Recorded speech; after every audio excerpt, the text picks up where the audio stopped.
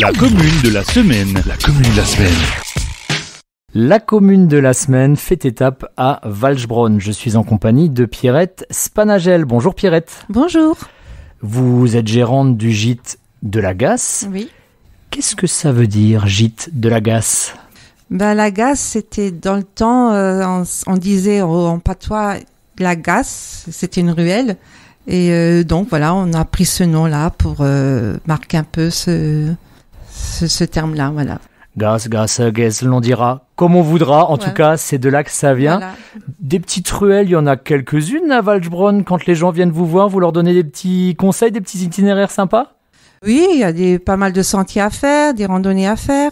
Visiter le château, déjà, rue du Château. Il y a un beau parcours à faire, rue des Juifs. On monte vers l'Allemagne. Et puis après, on arrive sur la piste cyclable. Retour vers Valtouze. Bon, il y a pas mal de sentiers à faire, là. Rue de la Haule aussi, c'est aussi une petite ruelle qui monte vers la Tuilerie. Aussi, on peut rejoindre l'Allemagne. Après, on peut descendre à Dorst, qui fait partie de Walchbronn, une annexe. Et on peut revenir à Valtouze, Walchbronn aussi, pas mal de randonnées à faire. Vous faites bien de ne pas oublier Dorst, mais attention à ne pas fâcher le maire de Valdouze, Émile Oliger, qui précise que la chapelle est à Valdouze. Ah, voilà. Ouais. Ouais. Mais c'est pas moi qui vous l'apprends. Je crois que c'est la rivière qui fait la frontière, si je me trompe pas. Ouais, mais on vous demande vos papiers quand vous allez à Valdouze ou c'est bon ? Ah non, pas encore. Pas pour l'instant. Il n'y a pas de souci, alors c'est très bien. Comment vous vous êtes lancé dans cette aventure ? Qu'est-ce qui vous a donné envie d'ouvrir un gîte ? Dans le temps, quand nous on partait en vacances, on faisait souvent un gîte, plus maison d'hôtes. Et c'est vrai que ça me faisait plaisir, de recevoir des hôtes chez moi.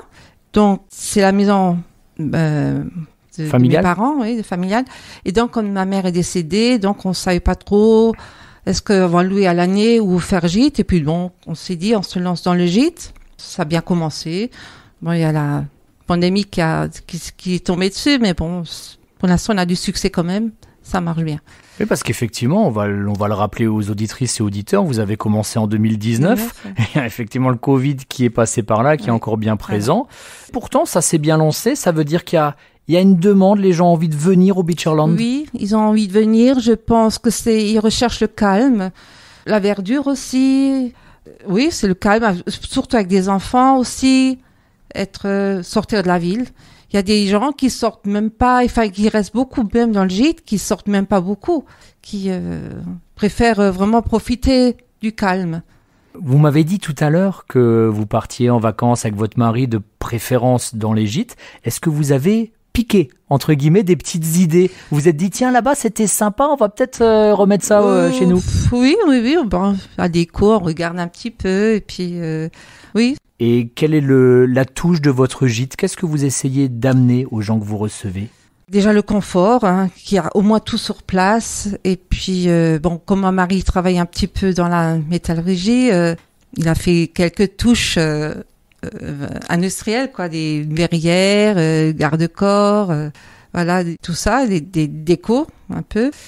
Et oui, on essaie de vraiment bien accueillir les gens. Vous avez plutôt une clientèle française ou plutôt une clientèle qui vient de l'étranger ? Plus d'étrangers.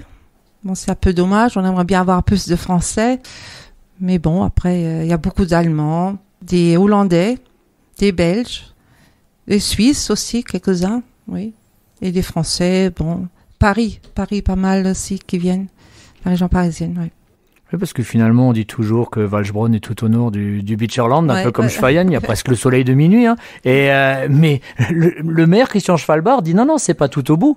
Quand on vient d'Allemagne, c'est la porte d'entrée de la France. Oui. Vous avez quand même un rôle à jouer là vis-à-vis des voisins du Palatinat. Oui. Et puis bon, aussi dans le village, on a aussi un bon restaurant. Ça fait beaucoup aussi. On a pas mal de commerces encore. On a encore ce privilège-là. On a une boulangerie, une petite épicerie, la poste, une banque. Et puis maintenant, il y a un autre restaurant qui a ouvert à Valtouze. Ça fait aussi, pour les touristes, c'est bien aussi. Je peux leur proposer les restaurants, les commerces et voilà. Et vous pensez qu'avec la rénovation du Weckersbourg, ça va encore amener une dynamique justement pour le tourisme ? Je pense bien. Déjà, ça embellit le village. Les gens pourront se promener, puis y aura un jardin, un verger pédagogique. Voilà, c'est ça. Oui, ça fait toujours un plus. Verger pédagogique dont on parlera dans un épisode de la commune de la semaine, très probablement.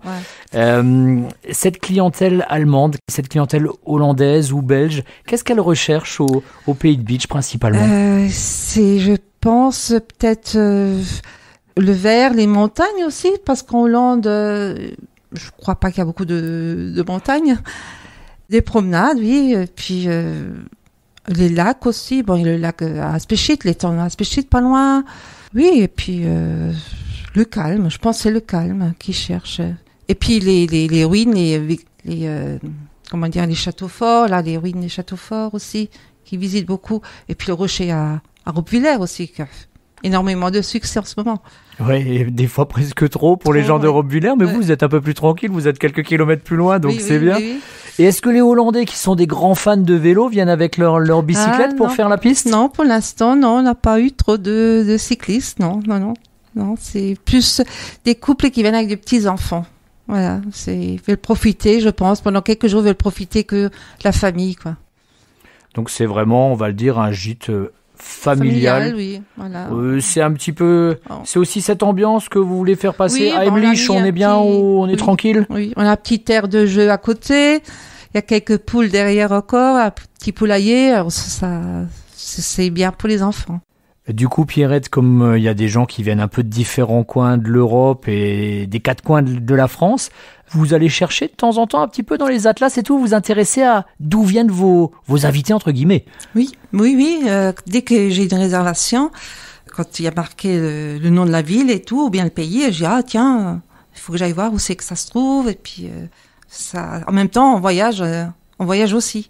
Voilà. Et vous avez des exemples comme ça récents de villages ou de villes qui vous disaient rien du tout et puis vous êtes allé chercher et puis vous... Justement, là, il y a des gens qui sont venus pour Noël et ils viennent d'Angles. Alors, Angles, ça se trouve où? Là, en France. Et voilà, j'aurais cherché. Ils sont venus de la Vendée. Donc, vraiment, ils ont traversé le pays pour venir ici.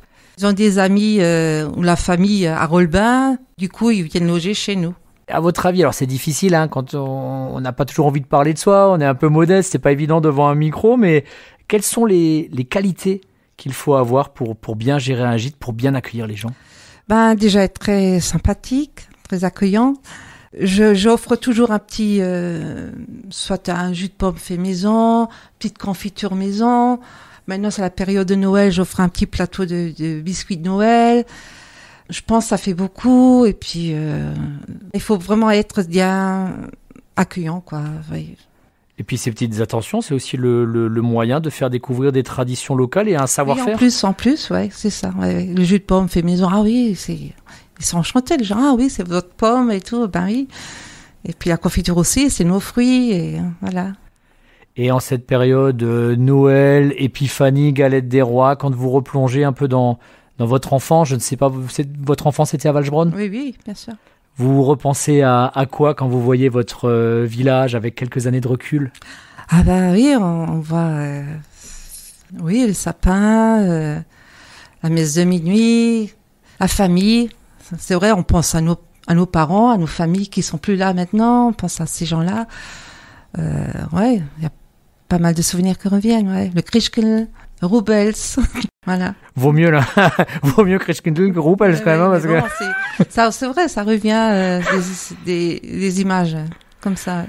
Et ce côté familial, on essaye, bien sûr de manière limitée, de le transmettre justement avec les gens qui viennent, de se dire, allez, vous faites un peu partie de la famille pendant une semaine? Voilà, oui. Le gîte de la Gaze, c'est un endroit sympathique à découvrir, rue des Écoles à Walchbronn. Merci beaucoup, Pierrette. Merci à vous.